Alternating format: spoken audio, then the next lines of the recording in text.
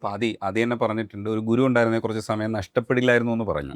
അതേപോലെ തന്നെയാണ് ഒരു എറർ വരുമ്പോഴത്തേക്ക്, എറർന്ന് പഠിക്കാൻ പറ്റും ആദ്യക്ക്, പക്ഷേ സ്റ്റേജിൽ ചമ്മുമല്ലോ, അത് മാനേജ് ചെയ്യാൻ വേണം. അതെ അതെ. ചിലത് ചമ്മുകയാണെന്ന് തോന്നിയിട്ട് ആദ്യം അതിൻ്റെ ഹൈയിൽ പിടിക്കും, അപ്പോൾ അത് വിജയമാണെന്നുള്ള നമുക്കറിയാം. പക്ഷെ യഥാർത്ഥത്തിൽ ചമ്മുന്ന അവസ്ഥ, അയ്യോ, ആദ്യം പറയുന്നതിൽ ഒരു ചെറിയ തിരുത്തുണ്ട്. ഒരു ഗുരു ഉണ്ടായിരുന്നെങ്കിൽ എന്നല്ല ഞാൻ പറഞ്ഞത്.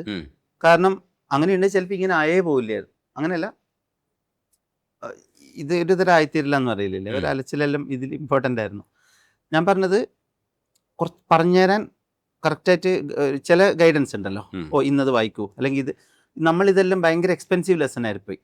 എല്ലാം തെറ്റുകളെന്ന് തന്നെയാണ് പഠിച്ചത്. കുറേ നമ്മളിപ്പോൾ ഇരുന്ന പറയൽ ഒരു 20 പുസ്തകം വായിച്ചാൽ ഒന്നായിരിക്കും വാല്യുബിൾ ആയിട്ട് അല്ലേ. അതുകൊണ്ട് വായിച്ചാലും മോശം എന്നല്ല, പക്ഷെ അങ്ങനെ കറക്റ്റ് ചില കാര്യങ്ങൾ ലൈഫിൽ ഇത് വേണ്ട, ഇത് ഇങ്ങനെ അപ്രോച്ച് ചെയ്താൽ നന്നായിരിക്കും. കാരണം 5-6 മാസമൊക്കെ എറർ പലതും പോയിട്ട് തന്നെയാണ് പഠിക്കുന്നത്.